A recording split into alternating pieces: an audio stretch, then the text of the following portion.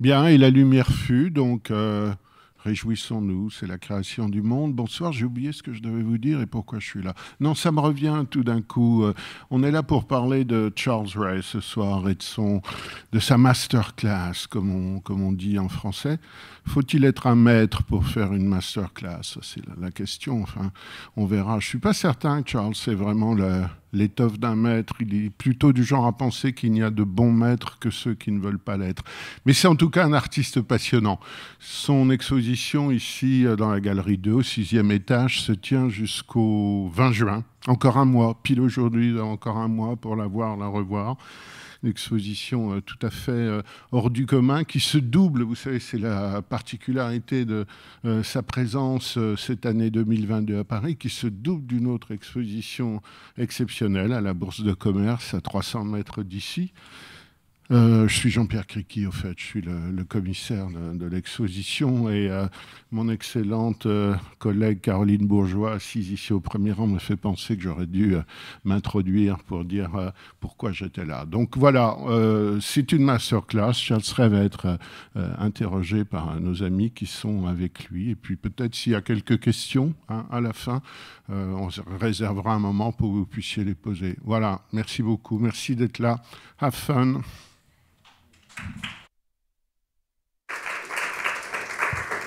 Bonsoir à tous, merci Jean-Pierre pour cette belle présentation et également pour cette très belle expo que nous accueillons en ce moment même au sixième étage.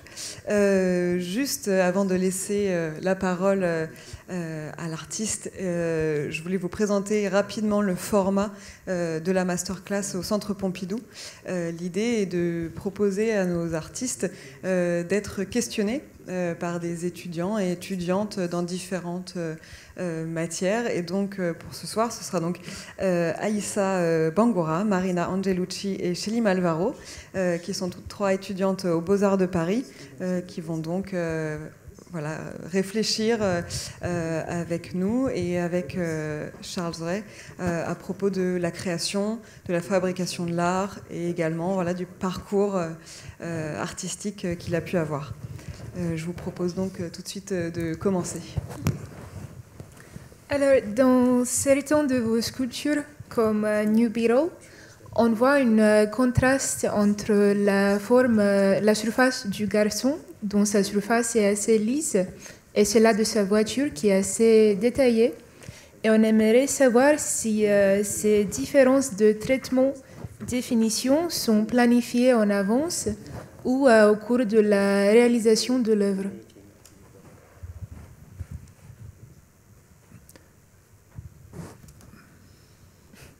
It's a good question because it's both. When I started a sculpture, that sculpture was in my mind for a very long time before I began it. And I originally thought of the boy as a ghost or as art. And I wanted the toy that he was playing with to be of the world or to be entering the world. And I originally conceived of the sculpture as a polychrome sculpture, so the boy was left in with a simple surface, so to speak, but a very kind of felt out gesture. I spent a long time with the gesture in the sense that I felt my own way into it. So for a year or so, I mean, it wasn't the only thing I was working on, but like at home, I would get down on the floor and, you know, remember as a child and try to find a pose that I thought would be work for the sculpture. At one time, and then I would go out to toy stores and look at objects that the kid could be playing with. And at one time, he was sitting rather than sprawled over the floor, and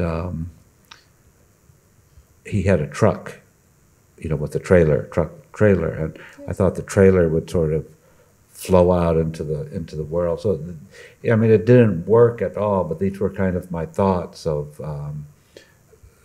the sculpture becoming part of the world in a sense.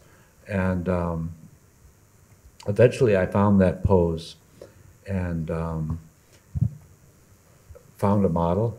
And kind of interesting side is there's 3 sculptures in both of these exhibitions. There's the New Beetle, the Boy with Frog, and the School Play. And it's all the same kid by accident. Okay. And so I many, many years after I made this, in my head I started thinking, oh my God, I've also charted somebody's childhood, through, because it goes from being like 5 to 16. Okay. But so back to the question is the car was originally red. It was originally painted, and the boy was white, almost kind of classical in a way. But I was thinking of him as a ghost a little bit. And at a certain point, I thought, well, this is too pushing it or too obvious, this polychrome idea. And I said I should make the difference between the boy and the car, not through paint, but through genre, through sculpting. And the way I work, I have many hands and many people that help me and do different things. And I had a artist as a studio assistant, and he was working on the car. He was very anal and very detail orientated. And I had a wooden mock-up that I had just carved out of a bandsaw that we used for the model, and then this guy was off to the side copying the car, which I bought from Toys R Us. And the car was complete in that it had an interior, it had a seat and a steering wheel in it, and I don't think the doors opened, but it was quite detailed, quite a detailed toy. And there's a thought that a modernist sculptor, Anthony Caro, said many years ago. He said, a sculpture doesn't sit on the floor. The last element of the sculpture is the floor. It doesn't end on the floor, but the floor is a sculptural element. And I was thinking about this, and I was also thinking if a sculpture could move you physically, it could move you mentally. And I wanted you to be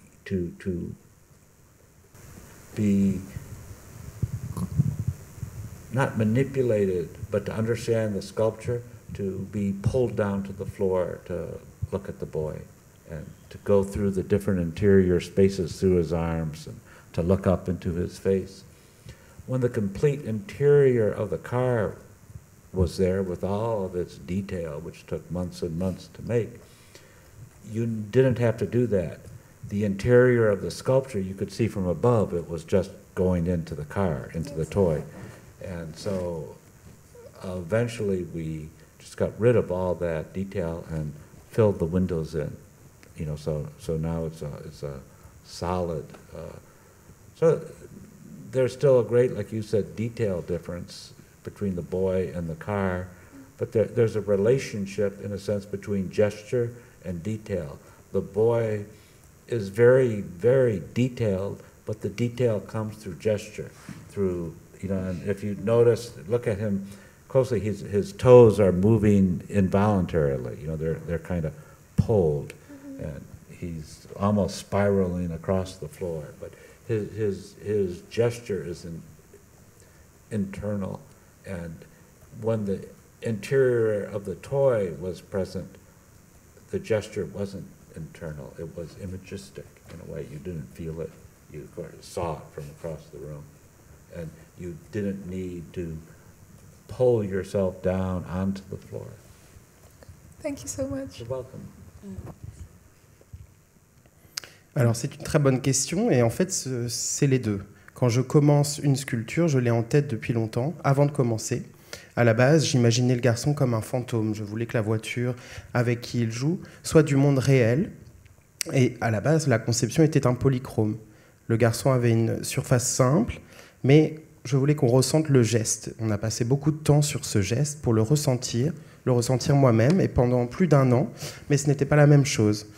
Je me mettais à terre, je me souvenais de ma situation en tant qu'enfant pour trouver une pose qui fonctionnerait pour la sculpture. Je suis allé dans des magasins de jouets, et un jour, il était plutôt assis qu'allongé, et il avait ce camion dans ma tête. Et je me suis dit qu'il fallait qu'il entre dans le monde réel, mais ça ne marchait pas. En tout cas, c'était mon idée, et la sculpture faisait partie du monde. J'ai trouvé cette pose, j'ai trouvé le modèle, et ce qui est intéressant, c'est qu'en fait, il y en a trois statues, le New Beetle, le Boy with Frog et le School Play, ici présentés, et c'est le même accident, cela s'est fait par accident, le même garçon.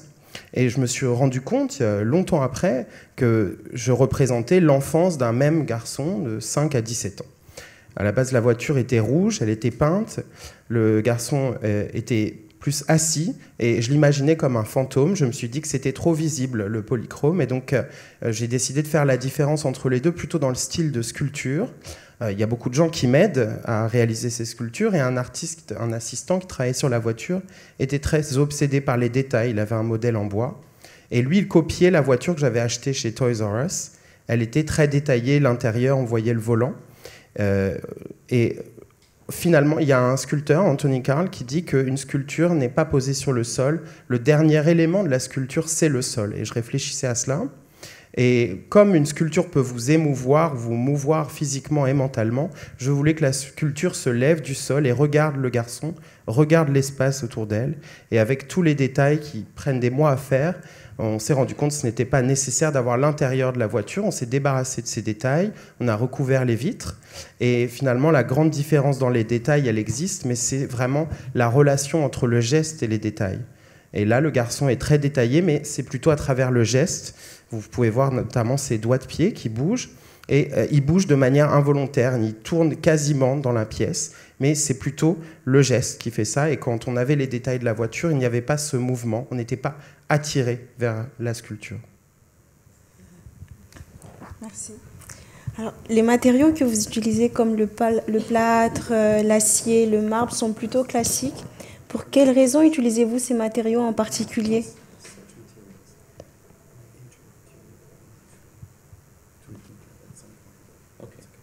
Yeah, yes.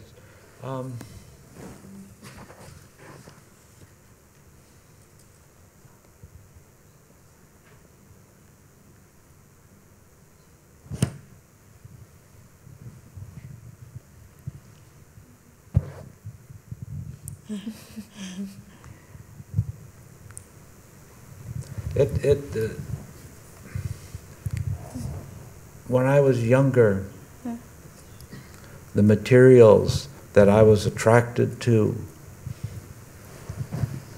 were of my Zeitgeist. They were of my time entering the kind of world and dialogue of contemporary sculpture. So I was kind of taught that you didn't even consider figuration.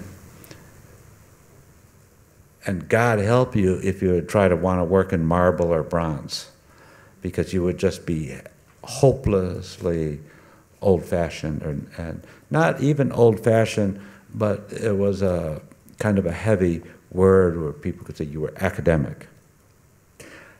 I never had this problem because I was in my late teens and early 20s and 30s, and I wasn't in any way, anyhow, going to make that mistake and, you know, have people say I was old-fashioned. You know, I wanted to be, you know, really a looked at, contemporary, important young artist, in a sense.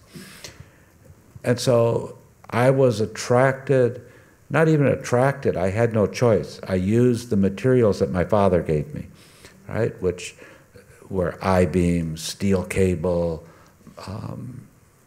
wood, planks. usually things off the, as we could say, in America we could say like off the shelf, that you didn't alter them. Like if I had an I-beam, I would try not to cut it. I would try to just use it as it was and do things with it. Which I'll come back to this, but in the work I was doing then, much harder to see today, but there was a performative element, because I was in the studio and someone mentioned once watching me in the studio was like watching someone climb a mountain. You know, things are being shifted and moved and falling over and locked, and it was very kind of a physical activity. We were taught also never ever to draw. And God forbid you would want to draw your girlfriend or lover's portrait. You know, that would be just hopelessly, you know, inappropriate to do. You drew with the materials you were working with. You know, you propped them up against the wall. You drew in real physical space. And all these things were really important to me. And in a sense, performative in that it was almost as important my making of them. They weren't processed, but the finished work kind of held the making, you know, the physicalness of working with it. And it was easy, and there's a couple examples upstairs, and again it was the Zeitgeist, but to enter my body itself into the work. And I bring that up because there's always been in my mind an interest in figuration. So as I moved along and started finding interest in other materials and other propositions, and I might say they probably began with the liquid pieces. I was super depressed and would spend hours and hours when you're at the beach collecting bottles. And, you know, I started working with bottles or the still life up in the Bourse. It would be, you know, just day after day after day of going to department stores and picking out objects to bring back to try to use in a still life. So these objects and qualities of things had a culturally made, produced element, aspect, or look, almost like a pop element or a found. Not found in the sense of someone using an old bicycle parts and sticking an old toy doll without a head on something, you know, not found objects per se, but I started getting interested in using in my work objects from my world. I think one day I was at dinner with some art people and I left the restaurant and there was like a really expensive Porsche or something out front. And I didn't have a desire to own that car, but it culturally sort of amazed me that it seemed as an object consistent all the way from the yuppie who would buy it, all the way through to the tires that were touching the ground. It seemed like, you know, one trajectory in a way. And I saw that as a potential for me, you know, not to make a Porsche or a car, but to have a cultural trajectory from you, the viewer, through the work to its ground and to its cultural ground, in a sense. And so, you know, I was going to the store all the time looking for these objects that I used, like in the Bourse, the objects that turn, and to junk stores. And you know, one thing that you find in department stores is mannequins. And, you know, I started thinking about mannequins as a form of contemporary figuration. And I started making the sculptures. They're not sculptures like bad sculptures of people. They're sculptures specifically of mannequins. And I wasn't interested in the uncanniness of the mannequin or the surreal aspect of the mannequin, but of the mannequin as a kind of contemporary almost like Greek, but from our culture figure, that would reflect back. Those objects had a production value to them. Right? I couldn't buy secondhand ones because I was, they would have this uncanny quality. So I hired mannequin sculptresses and sculptors and had to also dress them, and you couldn't dress them in old clothes because mannequins are about a kind of projection. So I don't know if this answers your question, but the very working, I think, with the mannequins brought a production value to the sculptures and made me less leery of spending money on the production value, not because it was this thing unattainable or it had a kind of highfalutin quality, because they were very expensive to make at the time, but not because they would hold value because of that, but because they needed to be between you and culture. I mean, culture was what was being sculpted. And so, in a certain sense, they couldn't be found objects anymore. They had to have a made production value. And that kind of drifted in to these kind of figures I started doing, like Oh Charlie, Charlie, Charlie, and Family Romance, and that had this other quality. And then it slowly, then when I made The Car Crash, the Hinoki, these materials had a production value that was necessary, in a sense, for my relationship to them. I couldn't do what I wanted to do with Hinoki, with that log, without the way without the way I did it. And so I think then, I also spent a lot of time, I don't really enjoy crowds very much. So when I would go to art museums, encyclopedic museums, I would always go in the wings where there were no people. And at that time it was ancient art. There's more people in there now, or Asian art. And when I met my wife, Sylvia Gaspardo Moro, who's here, she really enjoyed looking at Asian art. And I just said, the fuck is all this stuff with all these arms and stylization? How do you even look at this? Where do you start? And she told me, just try to spot the fakes. And that allowed me to try to look in the museum for the fake ones, allowed me to start making comparisons. And I was looking at some ancient, I remember, I can't pronounce it, Nadu, Indian sculptures. And they weren't huge, but they were so incredibly still holding a technology and high techness to the surfaces and to how they must have been made. And again, I didn't see that as a value.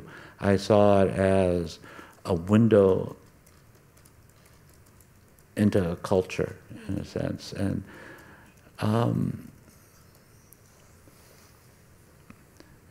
so then I think slowly started thinking, why am I so interested in this ancient work? And it seemed to be coming up to me. And I think some of the ones that seem in the show more neoclassical actually aren't, in a way that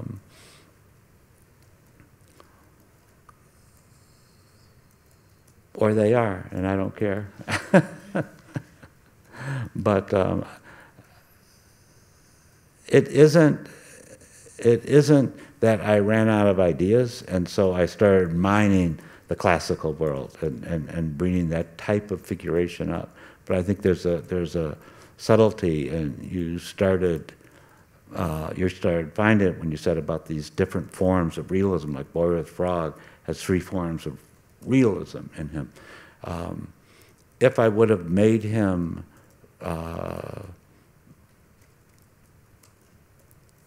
flesh-colored out of fiberglass, there would be a monstrous imagistic quality to it. There'd be this green frog with a lot of, you know, froggy stuff, you know, warty things all over it. There would be, you know, hair. There would be, you know, and I think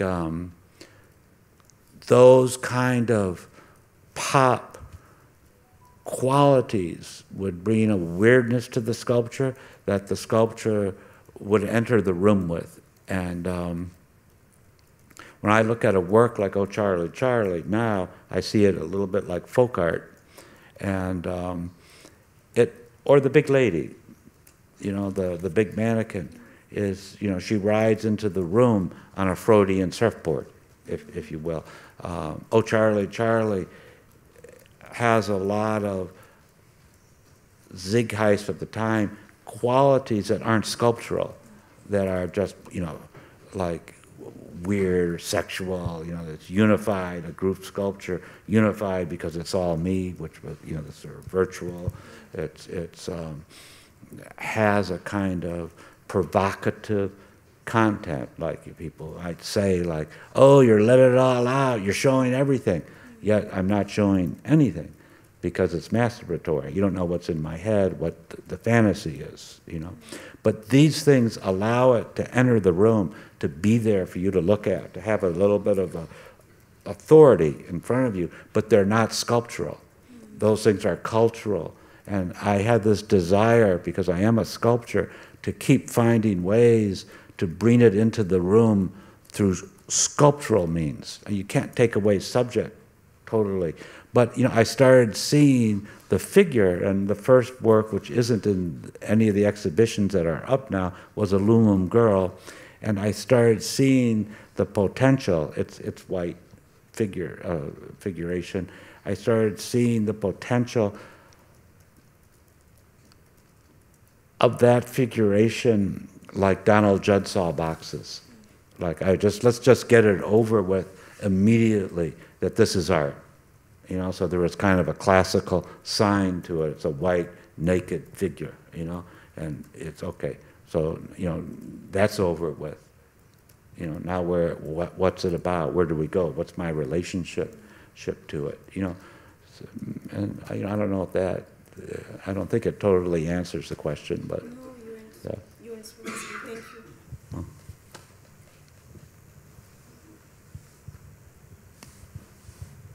Oh, he's got to read it.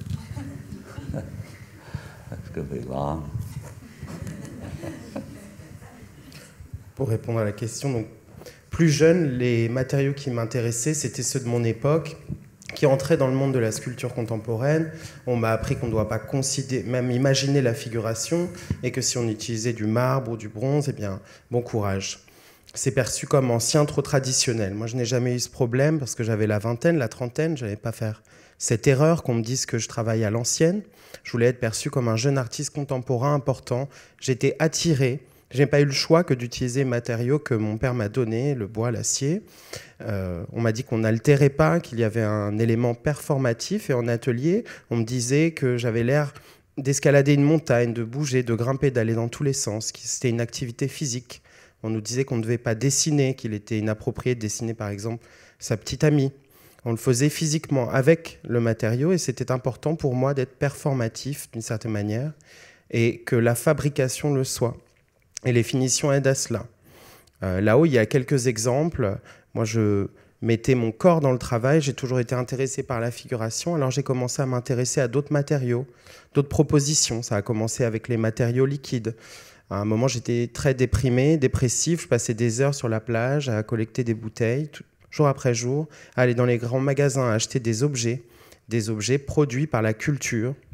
Et ce n'était pas des vélos de ce genre d'objets, mais j'ai commencé à vouloir utiliser ces objets dans mon travail. Un jour, j'ai dîné avec des artistes et il y avait une Porsche devant le restaurant. Je n'avais pas le souhait d'en avoir une, mais ça me fascinait de voir cet objet dans tous les détails. Et c'était pour moi comme une trajectoire, l'objet. J'ai vu ça comme un potentiel, une trajectoire culturelle pour le spectateur. J'allais souvent dans les magasins, chercher des objets, les acheter, une table ou autre. Et souvent, on trouve des mannequins dans ces magasins. Et j'ai commencé à les voir comme une forme de figuration contemporaine. J'ai fait des sculptures de mannequins, pas de gens. Ce qui m'intéressait, c'était l'aspect de la figure artistique du mannequin. Il y avait une valeur de production, un coût de production aussi. Et je ne pouvais pas les acheter de seconde main. J'ai recruté des sculpteurs de mannequins, j'habillais les mannequins.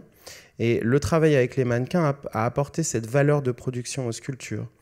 Et j'étais du coup moins inquiet par les dépenses de production. Et même si ça coûtait cher, c'était nécessaire parce que ça donnait cette valeur, mais plutôt une valeur culturelle lorsque je sculptais. Donc j'avais besoin de cette valeur de production. Et puis j'ai glissé vers ce monde avec Oh Charlie Charlie, Family Romance, ces figures qui ont cette qualité. Car Crash aussi, avec la valeur de production qui était nécessaire pour avoir cette relation que j'ai avec les sculptures.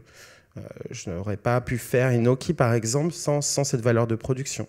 Moi, je n'aime pas la foule, alors quand je vais dans les musées, je vais là où il n'y a personne, que ce soit de l'art antique ou asiatique. Lorsque j'ai rencontré ma femme, Sylvia, elle aimait l'art asiatique. Moi, je ne savais pas comment regarder cet art. Et, j'ai commencé à faire des comparaisons. J'ai regardé des sculptures anciennes, indiennes, qui sont énormes et qui ont cette technologie. Je n'ai pas vu ça comme une valeur, mais c'est comme une fenêtre vers la culture. Et mon intérêt pour l'art ancien m'est venu de plus en plus. Et je suis arrivé vers ce quasi-classicisme. Et je n'avais plus d'idées. Donc, c'est pas que je n'avais plus d'idées, c'est plutôt que j'ai été attiré par ce monde plus classique. Et donc, il y avait une subtilité. Pour Boy and the Frog, par exemple, si je l'avais fait en couleur, en film de verre, il y aurait quasiment une qualité monstrueuse, en fait, à la sculpture. Il y aurait les cheveux, la texture de la grenouille, et ça apporterait de la bizarrerie. Lorsque je regarde Oh Charlie Charlie, The Big Lady, elle entre dans la pièce quasiment comme une planche de surf. Et donc, on cherche des qualités qui ne sont pas sculpturales. Même chose, il y a cette unicité, le contenu, souvent on me dit qu'il est provoquant, parfois on me dit que je montre tout, mais ce n'est pas vrai parce que les gens ne savent pas ce que j'ai dans la tête. Mais ça amène une certaine autorité. Ce n'est pas une qualité sculpturale, mais plutôt culturelle. Et donc là, j'ai commencé à voir ces figures, et dans mes travaux précoces qui ne sont pas présentés, j'ai commencé à voir ce potentiel de la figuration. Et je me suis dit que c'était cet aspect classique, le corps nu blanc. Et j'ai réfléchi à ma relation avec la sculpture. Je ne sais pas si j'ai vraiment répondu à la question, mais c'est ma réponse. Merci. Vous avez fait effectivement des corps nus et blancs, mais pas que. Et voilà, pour après avoir parlé plutôt de la matérialité de la sculpture, de la fabrique, on souhaiterait vous questionner plus sur cette partie de votre rapport à la société, à la famille, comme dans Family Romance, et aussi votre rapport à la spiritualité.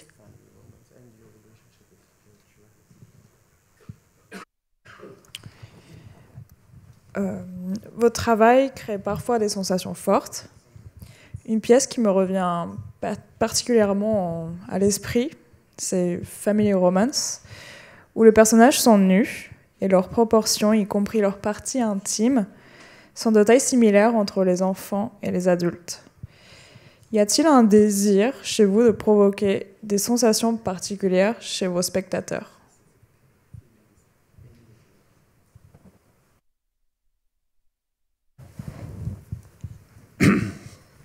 Yes, I think I do.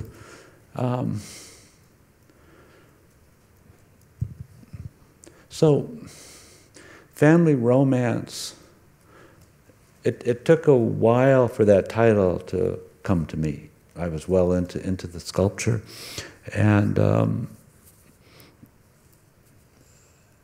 it comes from Freud, from a work of Freud's. But what was going on when I made it, it came close to the heels of Oh Charlie, Charlie, Charlie. And I was interested in, maybe for my own egotistical purposes, making a group figurative sculpture. You know, this is in the 90s, like, how could I do that? And which I talked a little bit about in the last question. Oh, Charlie, Charlie, Charlie dissatisfied me in the point that it has authority in the room through aspects of its subject matter that aren't sculptural. Now, even a totally abstract sculpture, if there is such a thing, has a narrative involved in it, has an imagistic quality somewhere, greatly or not greatly in it.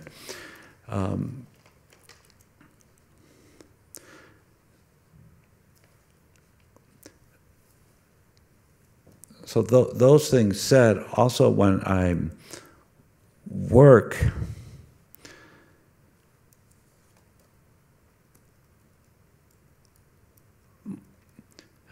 for many years when I was at the studio, I would just sit in a chair and smoke cigarettes and look at a still life, you know, that I was, you know, like the table, try to figure out how to do it and whatnot. When I quit smoking, I could never work again in the studio. But what, you know, because I couldn't smoke, I couldn't sit there, and the magic of smoke and thought was gone. So another way of working came into play, and it just had to be with, you know, my thoughts. And at the time I made Family Romance, it was the first campaign of the Bush Sr., of George Bush's father. And the kind of push then, or the thing that everybody was, they were all schmeckling about politically, was family values, family values, family values, that we are losing family values. And I knew from growing up in a family and from thinking about families that they weren't talking about family values, they were talking about top-down values, you know, from dad, mom, brother, sister, you know. And I initially just had this thought of leveling that, of bringing the children up and the parents down. And I got maybe halfway through the sculpture, and it was a little bit smaller.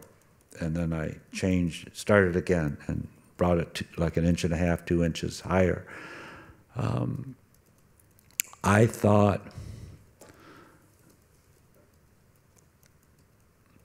that some aspects of the work that made it work, I wasn't really thinking of the sizes of the genitals as much as the sizes of the figures. And I had specific body types in mind. When I first made it, I had dad, mom, brother, and an alien. Because, you know, like a figure from outer space.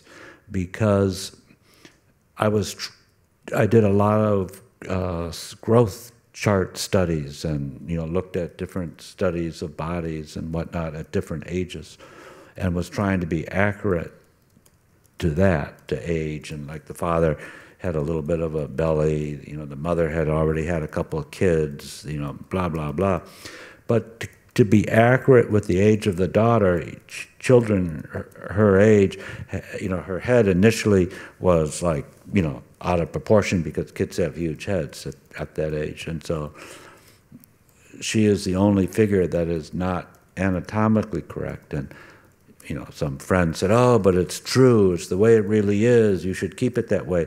But I was finding this this quality, and it didn't matter if it was anatomically correct, even if I was studying growth charts and whatnot. I wanted them leveled across. It was analytical of this relationship between the bodies. I thought it was sculptural, and you had these shifting, it looks like one scale, but it's actually shifting scales. And it's like a constructivist, modernist sculpture, these shifting scales, these elements of different weights joined together at the hands. And that's the juncture. I think that the meaning of the sculpture is in the juncture of the hands. To bring clothing to it, I thought would bring obscurity to it somehow, and a less analytical aspect of it. And but you know, it's interesting. Sometimes when young children look at it, they say, you know, you ask them about it, they say, "Oh, no, it looks right," but they're all naked. You know, they're not worried about that, but they comment on that everybody is naked, but they don't worry about the height. You know, they see it almost as a reality that everyone is brought in together. I'm drifting a little bit from your question, but you were asking about, can you hit it one more time? Je disais, y a un désir de provoquer des sentiments forts chez vos spectateurs.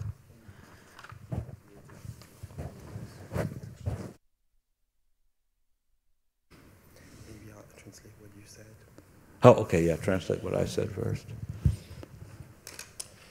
La réponse, je pense que oui. Par exemple, pour Family Romance, ça m'a pris beaucoup de temps à me venir, ce titre. Ça vient de Freud, mais lorsque je l'ai fait, ça se rapprochait plutôt de Oh Charlie Charlie. Peut-être que c'était simplement mon ego, je souhaitais faire cette sculpture figurative de groupe. J'en ai un peu parlé tout à l'heure. Oh Charlie Charlie, pouvait me satisfaire dans le sens où il avait cette autorité dans la pièce, c'était la même chose. Et à travers des aspects non culturels, cette autorité.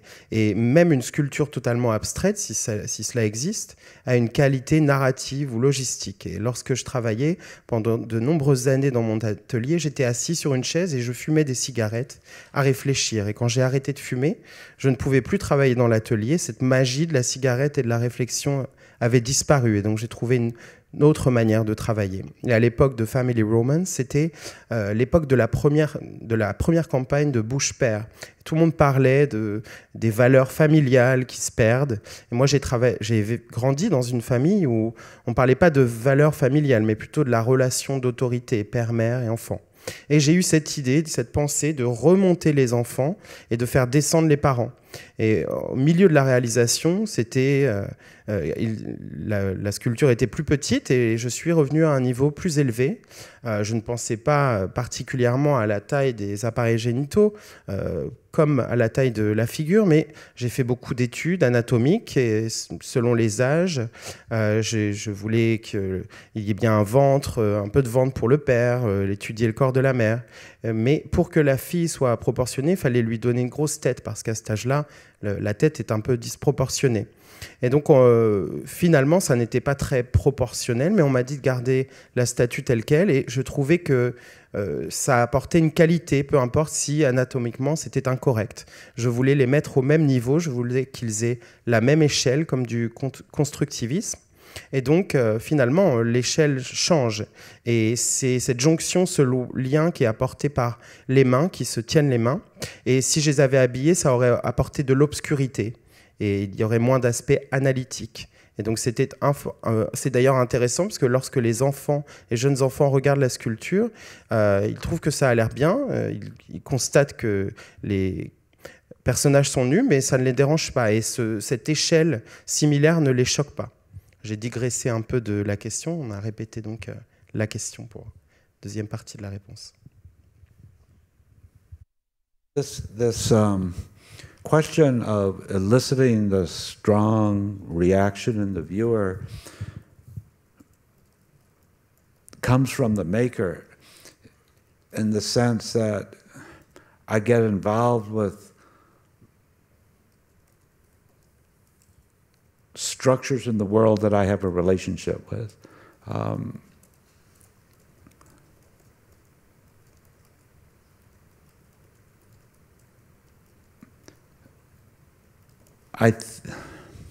So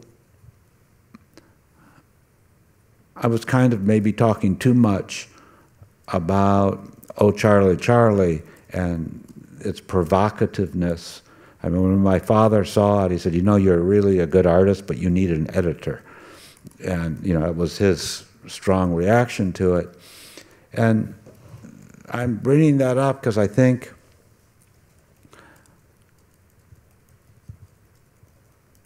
my work, my interest, maybe doesn't happen in my work as I would like to think it does. But my interest is reverberatory. I don't really care about the subject. You know, I don't really care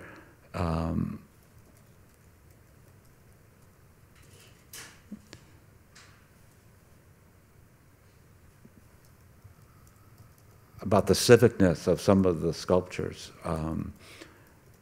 I care about getting something embedded in real space. So, you know, I think the game is over if someone comes and says, who put that there? How long is that there for? You know, what's that doing there? A sculpture is made from space, and it has to be embedded in space, unremovable from space in a sense. And when it's simply provocative or it elicits an emotional response in the viewer, either you really like it or you hate it, or you know, think this person should be arrested for, you know, making a sculpture of a naked kid on the floor, you know, all of these.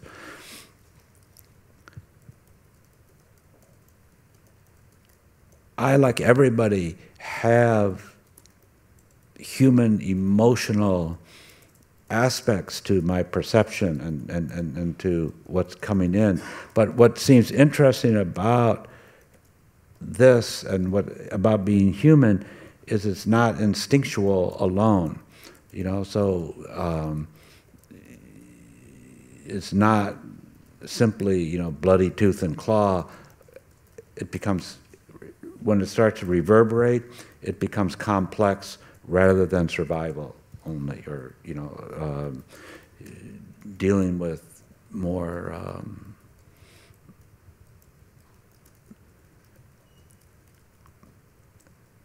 so an emotional response isn't tempered by the sculpture, but I don't want the sculpture to hold still in one spot, because once you understand it and it's holding still, you can get rid of it. Then it's it's no longer needed. It's no longer there. It's no longer in a relationship with you. It loses its dynamic quality. So, and it isn't like this is a preconceived idea that I start my work with, oh, how am I going to do this, and do that? It just it comes slowly through trying to be engaged with what I'm making. And you know, sometimes I'll use so much time in the making of it that in my mind, it seems to make itself and is separated from my authorship. And, you know, it's kind of breathing in and out, not in an animated way, but in a, and not even in what it means, because, you know, basically I could go through every sculpture and say, see that sculpture, it means nothing. Its content is absolutely zero. And in a sense, it doesn't have a stable content. It has a dynamic content that can start with, you know, seemingly to elicit a great emotional response, but I think it goes in and then that comes out, and it sculpturally, I can't separate its form from that quality, that it can't hold, I hope it doesn't hold still in a way. The crucifix, it kind of brings up the spiritual aspect that I was asked about, what is my spiritual dynamic is that, you know, I don't believe in God. And the crucifix is made of paper, and it's a study of Elgardy's crucifix. So I think of it like a drawing, as if you could imagine me in a museum. This crucifix of Elgardi from the Renaissance is Christ's or Jesus' last breath. So, you don't have to be the Son of God to have a last breath. I mean, our last breath is our first breath in reverse, in a sense. And so I was really interested in that, and I was raised Catholic, and I don't believe in Catholicism, but I'm fascinated by theological structure and how it falls out over me and how I use it to move into the world, in a sense. So you can think deeply about theology without believing in God. And I thought, if I could, so the crucifix and Return to the One and the portrait of the artist's mother are made of handmade paper in the studio. It's pulp pulled through screens in the traditional method and then formed into a manifold of a figure. And with the crucifix, I thought, if I could extend the structure of what paper could do as far as I could possibly extend it, where it would just start to fall apart if I put it 1 more centimeter further, but it would, just to the point where it almost couldn't hold together anymore. I would find divinity in structure somehow, So that was my kind of thinking, or my thought experiment with it, or my attraction to making it out of paper. The response, maybe, which I got in a kind of dialogue with many people before the art show, was with Portrait of the Artist's Mother. And that's paper as well. And it was originally titled Masturbating Lady, and everyone said, it's not going to go, even in France, you can't do that. You can't have that title. And, if you look at it closely, she's not masturbating. It's like advertisement, because she's a prostitute. She's calling you in. And so that has a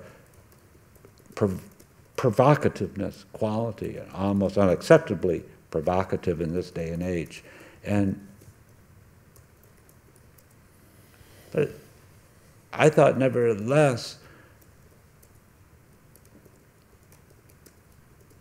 taking that not for what we say it means, and I agree, with objectifying the genders, but to take its inflation and to use that sculpturally somehow. And so, she's, again, like the crucifix, she's huge, actually, and barely together. I took the form from an Indian pornographic sculpture, and then I thought the flowers would bring a kind of joyful veil of like electrical, like a force field across it, not to obscure the content, but to somehow reverberate it. And then, it was talked by some people, friends of mine, about, one title might be, that would be more acceptable, Flowering Lady, or Lady with Flowers. I thought, well, that's like a feminine hygiene product, and it's just, it seems, all these titles seem to push it in one direction or the other. And then I thought, well, Portrait of the Artist's Mother, but not my mother, the trope of the artist, like we think like, the crazy artist, his mother, blah, blah, blah. And also, as John Pierre talks about in his essay, and it made me aware of it, it's, half a mile or 3 kilometers away from Whistler's Mother, which has always been a favorite work of mine. And he thought, well, with this title, at least it would be in dialogue with that. But I bring all this up because of my relationship that is probably one of the more provocative works in the exhibition. And you know, as I've grown older, I don't want to sound like I'm contradicting myself, but like I said, I'm trying to take provocativeness out of what brings the work into the world and work with sculpture. You know, have a sculpturalness, what brings the authority and allows the work to enter the world. But I'm of the world, and with age, I realize that one sculpts the world. So the world itself in our society is actual clay to squeeze and to move, and you know, the incorrect title or subject of a piece like that, can you turn its lump of clay without resorting to commentary or a didactic about it, or the opposite politicalness of it, you know? Could you use sculpture to push it, you know, to stretch it, to you know? I don't know if that answers or not.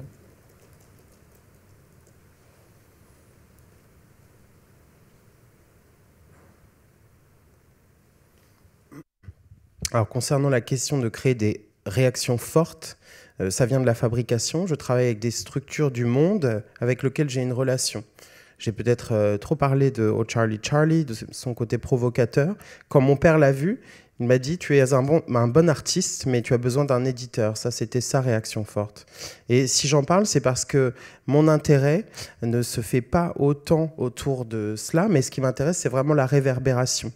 Ce n'est pas le personnage qui m'intéresse. Ce qui m'intéresse, c'est d'avoir quelqu'un qui s'intègre dans l'espace réel. Et ça ne marche pas si quelqu'un demande qu'est-ce que ça fait là. Une sculpture est faite de l'espace. Elle doit s'intégrer dans l'espace et on ne peut pas l'en extirper. Lorsque quelque chose est provoquant, qu'on aime ou qu'on déteste, qu'on pense par exemple que l'artiste devrait être mis en prison parce qu'il a sculpté un enfant nu sur le sol, moi c'est pas ce que je recherche. Moi ce que j'aime, c'est cet aspect émotionnel, humain dans mon travail, et que ce ne soit pas qu'instinctif, que ce ne soit pas quelque chose avec du sang choquant. Il faut qu'il y ait cette réverbération, et là ça devient complexe, plus que simplement de la survie. Donc une réponse émotionnelle ne doit pas être altérée par la sculpture, et je ne veux pas que la sculpture reste là sans bouger à un endroit, parce que sinon, une fois qu'on l'a vue, eh bien, on peut la retirer, il n'y a plus de relation avec la sculpture, et donc ça perd cet aspect dynamique. Et il y a souvent une idée préconçue que je commence mon travail en me demandant comment faire ci ou ça, obtenir tel résultat, alors que ça se fait lentement. Je crée cette relation entre moi et ce que je fabrique, et parfois j'ai même l'impression que la sculpture se fabrique seule, que l'œuvre respire, inspire, expire, et je pourrais dire que certaines sculptures n'ont pas de sens, mais le contenu n'est pas stable, il doit être dynamique. Ça peut commencer par une réponse émotionnelle, mais ça va, ça vient, et je ne peux pas séparer la forme de cette qualité. J'espère en tout cas qu'il ne reste pas immobile. Le crucifix, par exemple, amène cet aspect spirituel. Moi, je ne crois pas en Dieu. Le crucifix est fait en papier et j'ai étudié de nombreux crucifix et je l'ai vu comme une étude. C'est comme le dernier souffle de Jésus. Il n'y a pas besoin d'être chrétien pour avoir un dernier souffle. Le dernier souffle, c'est comme le premier souffle, à l'envers. J'ai été élevé dans la religion, mais je ne crois pas en Dieu. Et pourtant, la structure théologique, c'est ça qui m'intéresse et son impact sur moi. Et donc, on peut penser à la théologie sans croire en Dieu. Le crucifix, Return to the One, Portrait of the Artist Mother sont faits en pâte de papier. Et avec le crucifix, je me suis dit que je voulais étendre au maximum la structure du papier jusqu'à ce qu'il s'écroule quasiment. Et étendre cela au maximum, c'était ma réflexion et mon attraction pour cette structure en papier venait de là. J'ai eu des dialogues sur Portrait of the Artist Mother. Le titre original, c'était « Femme se masturbant ». Et on m'a dit que ce n'était pas possible d'avoir un titre pareil, même en France. Et en fait, si on regarde, elle ne se masturbe même pas. C'est plutôt une prostituée qui se vend, qui fait du racolage. Et donc, certes, c'est provoquant, mais moi, j'ai plus réfléchi à ça comme l'objectivisation du genre. Et même chose pour le crucifix. Elle est géante, cette statue. Et j'ai pris la forme d'ailleurs d'une sculpture pornographique indienne. Et je me suis dit que les fleurs apportaient comme un voile joyeux. Et afin d'avoir cette réverbération. Et des amis m'ont dit qu'on pourrait donner le titre « Femme aux fleurs ». Mais pour moi, ça sonnait comme un produit hygiénique pour femmes.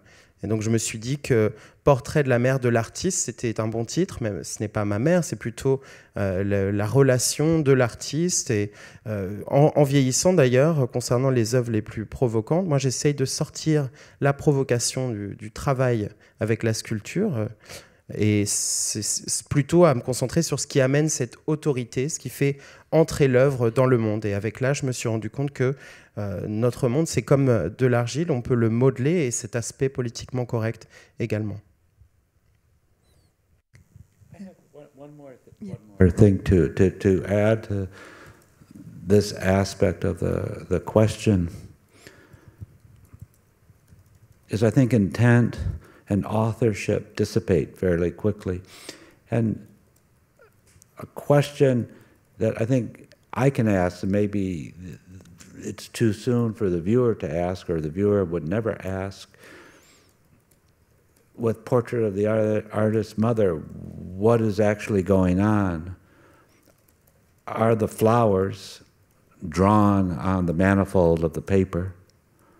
Or are the flowers sculpting themselves the figure of the woman? Like when you look at the one at the face, is the sculpture actually sculpting the flowers, sculpting the figure? And the beauty of that question to me is if, and I hope the flowers, and sometimes I think of myself painting it and them as a screen, but when I think about the sculptures, the flowers sculpting the figure, you can only come to the conclusion that the flowers don't know what they're doing. And that's really, I think, a kind of beautiful thought. But then you have this culturally provocative form in front of you, made by these joyful pop flowers that have no idea what they're doing, in a certain sense, like us, or like Jesus' question, you know, why, Father, have you forsaken me? You know, and forgive them, they don't know what they're doing, you know, to the people. So I don't mean that in the classical, spiritual, Christian way, but in a deeper kind of way. If I think the flowers, and as real flowers, have no idea what they're doing, or no idea, you know, that we like them, or arrange them, you know. Yeah.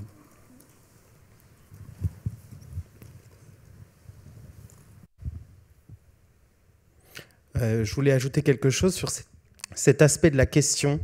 Souvent, l'intention de l'artiste disparaît vite dans une œuvre. Peut-être qu'il est trop tôt pour que les spectateurs posent cette question, mais la question, que se passe-t-il dans Portrait of the Artist's Mother? Est-ce que finalement les fleurs sont dessinées, ou est-ce que ce sont les fleurs qui sculptent la figure de la femme? Et c'est toute la beauté dans cette question. J'espère que ce sont les fleurs qui sculptent. Et quand, en tout cas, je réfléchis à cette question, on pourrait en conclure que les fleurs ne savent pas ce qu'elles sont en train de faire. Ça, c'est une belle pensée. C'est que cette forme culturellement provocante est réalisée par les fleurs qui ne savent pas qu'elles sont en train de faire ça. Et c'est comme la question de Jésus, lorsqu'il parle de ce qu'ils lui ont fait et qu'ils sont innocents, ils ne savent pas ce qu'ils font. Et il y a dans les fleurs cet aspect des fleurs qui ne savent pas ce qu'elles font, elles ne savent pas qu'on les aime ou qu'on en fait des bouquets. Merci. Je pense qu'on avait encore énormément de questions à vous poser, mais le temps passe, alors on va peut-être passer à une partie qui est quand même pour nous au cœur de la masterclass, qui est voilà, la transmission d'artiste à artiste. Et donc peut-être une dernière question autour de votre formation et de votre carrière, si l'une de vous veut bien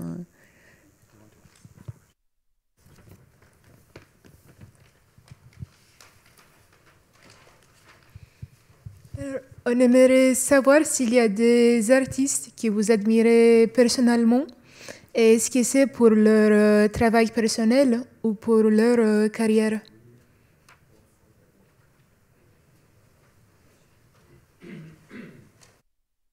For their work, I think. For their work, their career is often part of their personality, I think.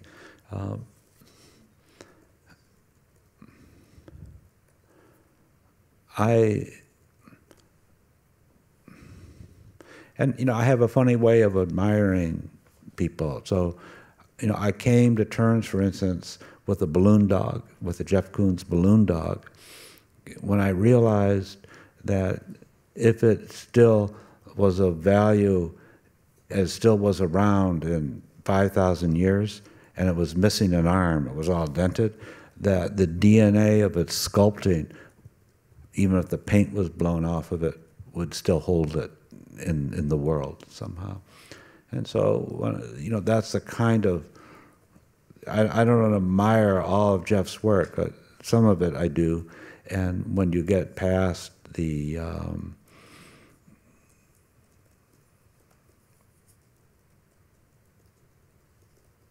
kind of show-off quality of it, some of it is really, I think, culturally.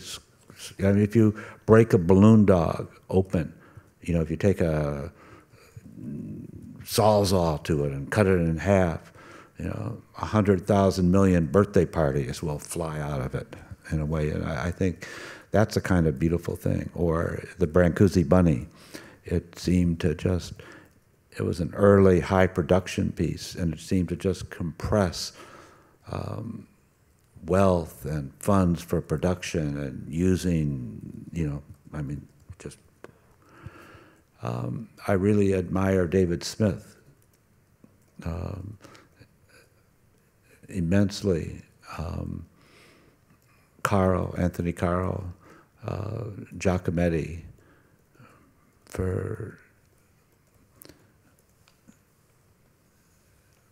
I'm afraid to start talking about it because then I'll just run off like I do totally. But then,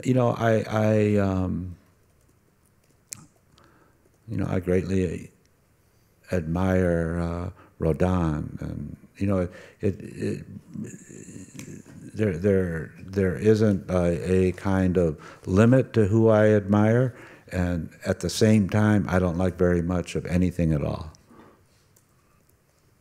But it's bad to tell people you don't like anything at all because they just think you're a jerk.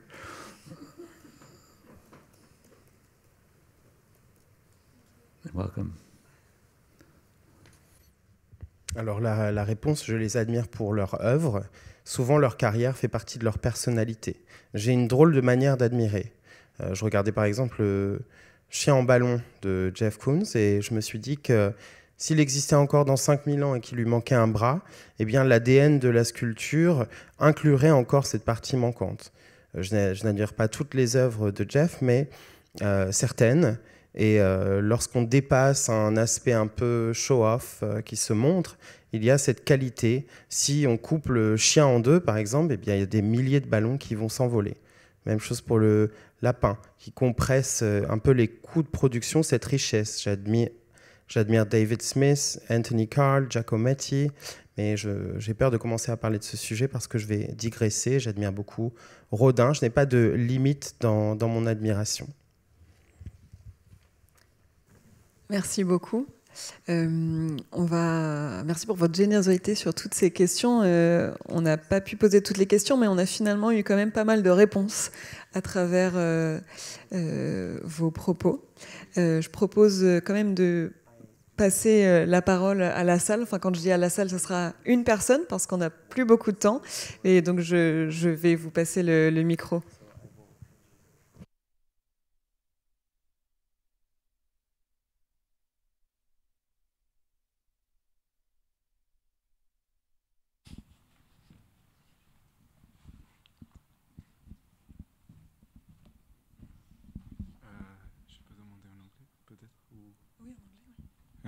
So question is how do you think about the image in your work? Because I see, well, for example, sometimes you were talking about drawing, and even like, I mean, even in the show here, there's images, or even in the in this the sculpture of the woman with the flowers, it's almost like an image projected into a sculpture, and sometimes your sculptures go through like a spectrum of detail, and that's also something that you see a lot of in drawing. And I was wondering, how do you deal with images? Do you still see them in like sculpture terms, or how do you deal with images? Really nice question. And it's also really complicated.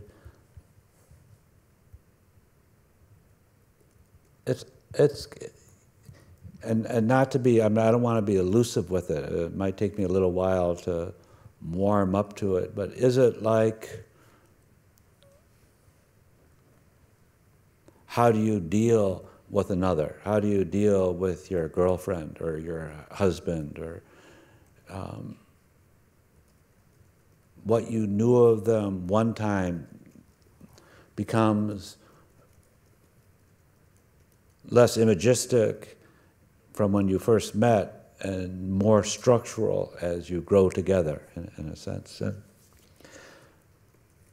like how there's images in everything that I do,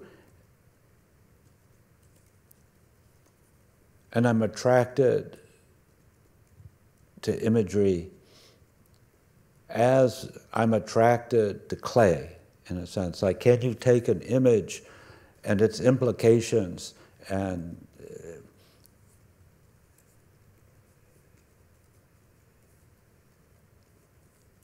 its meaning and its cultural production, its historical production, and can that become also like a kind of clay?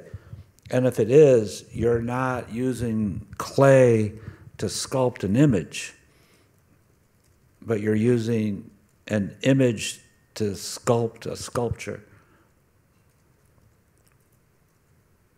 When Mr. Pinault asked me when he first was going to open the Dogana if I would make a sculpture for him for the tip of the Dogana, and I instantly saw Boy with Frog. And it was a strong image in my mind. And it was very strong to other people. A friend of mine said, God, when Mr. Pinault finds out your joke, he's going to be really pissed off. And I said, well, what joke? What are you talking about? He said, well, it's a sculpture in Italy, and this French man holding a frog. It's like, So that was that power of that image to that person. I also was about 2 months away from a major open heart surgery that I had to have done, I knew already, of having my aorta replaced. And I think in my mind, perhaps the frog was my heart. All that is very emotional and image-based. And it's like I'm trying to say, it's the clay. I didn't know what I was doing. I just knew that, that started to make some sense to me, that image. And then I started doing studies with a model and thinking about it and thinking about the position and the pose. And as it got a little bit further, I went to Venice, to the location, and I had foam silhouettes, styrofoam silhouettes. I had one that was like 30 feet tall. I had one that was the size of the one, which is the one in the board. So I had one life size and a couple of different sizes. And I put the 30-foot one up. Everybody just loved it. They just loved it. And they said, look, you can see it from St. Mark's. And I was flying home saying, yeah, you can see my sculpture from St. Mark's. It's fantastic. I'm going to be famous. It's going to be great. And I thought, well, if I made it 300 feet tall, you could see it from the airport. If I made it at 2,000 feet tall, you could probably see it from Milano. And so all of a sudden, it just fell apart, this. And you start thinking it isn't about an image, you know. And so I went back and totally rethought it and worked with some different sizes and tried to find a scale that exactly held its ground, held its place in that location, in the relationship to all the other kind of buildings in Venice, the other classical sculptures that you could see from its location. It just had to hold. Or, for instance, Jeff, as a drug addict in the Bourse, and for years when I was working on him, everybody hated it. It was just horrible, horrible, horrible sculpture, and it was because it was life-size.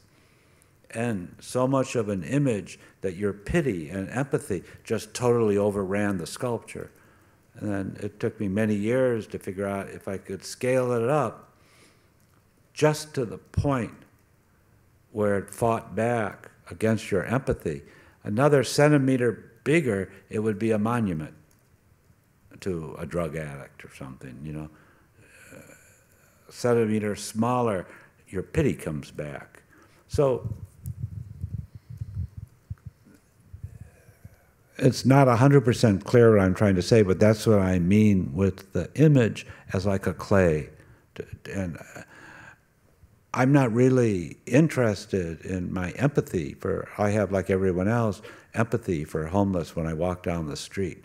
I'm not trying to make a sculpture that's going to make you politically aware of the homeless plight and go do something and go give, you know, an organization money. You know, I'm trying to allow you to have a relationship with a sculpture that's dynamic, and the subject matter at the same time is not taken for granted. You know, it's not simply used or manipulated for another purpose. It's the material that's being sculpted. Anyway, that's what something like that.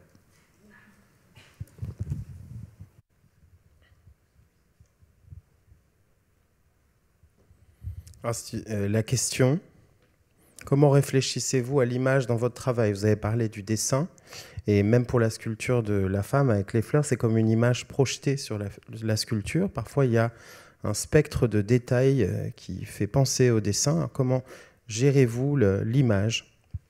C'est une très bonne question, aussi très compliquée. C'est comme demander quelle est la relation qu'on a avec son mari, sa femme. Ce qu'on savait de la personne était plus une image quand on l'a rencontrée, et c'est plus structurel quand on vit avec la personne. Je suis attiré par l'imagerie autant que par l'argile. Je prends une image, ses implications, son sens, sa production culturelle, historique, et je veux voir si ça peut devenir de l'argile. Et si c'est le cas, alors on n'utilise pas de l'argile pour sculpter une image, mais une image pour sculpter une sculpture. Lorsque Pinault m'a demandé de réaliser une sculpture, j'ai tout de suite pensé à Boy and the Frog, et on m'a dit, quand Pinault va comprendre la blague, il ne va pas aimer. Et moi, j'ai posé la question pourquoi, et on m'a dit que c'était une sculpture en Italie et que c'était un Français avec une grenouille. Et moi, j'allais me faire opérer, j'allais avoir une opération à cœur ouvert 2 semaines plus tard, et j'ai tout de suite pensé dans ma tête à la grenouille. Et la grenouille, c'était probablement mon cœur. Tout ça est très émotionnel, c'est basé sur l'image. Et je ne savais pas ce que j'étais en train de faire. J'ai commencé à étudier, à réfléchir à la position, à la pose. Et en avançant, ensuite, je suis allé à Venise et j'avais des silhouettes en mousse de plusieurs tailles, dont une à taille réelle. Et il y en avait une particulièrement grande que tout le monde appréciait. Et on m'a dit, on va la voir depuis la place Saint-Marc, de cette taille-là. Et puis je me suis dit, plus je la fais grande, plus on va la voir de loin, de l'aéroport. Et donc, lorsque je suis revenu, j'ai essayé plusieurs tailles. J'ai essayé de trouver en fait la taille qui lui donne sa place dans l'espace autour de ces bâtiments anciens. Pendant des années, j'ai travaillé par exemple sur Jeff, le drogué. Tout le monde détestait cette statue. Et c'était en fait parce qu'elle était à taille réelle. Et donc j'ai essayé de trouver la bonne taille pour repousser ce sentiment d'empathie qu'on ressent, cette pitié. Si elle faisait quelques centimètres de plus, ça devenait un monument. Si elle faisait quelques centimètres de moins, on avait cette sensation de pitié pour le sujet. Donc moi, je ne me concentre pas sur mon empathie, par exemple, avec un sans-abri. Le but n'est pas de sensibiliser le spectateur et lui donner envie, par exemple, de faire un don à une organisation pour les aider. Moi, j'essaye de créer la relation avec la sculpture, mais qu'on ne prenne pas non plus le sujet comme acquis, pas simplement le manipuler, c'est le matériau qui est sculpté. Pardon. Merci beaucoup. Je vous rappelle que si vous n'avez pas encore eu l'occasion de visiter l'exposition, vous avez encore un mois tout pile. Elle ferme le 20 juin, c'est ici au 6e étage au Centre Pompidou et évidemment également à la Bourse Pinault. Merci beaucoup, bonne soirée et à bientôt.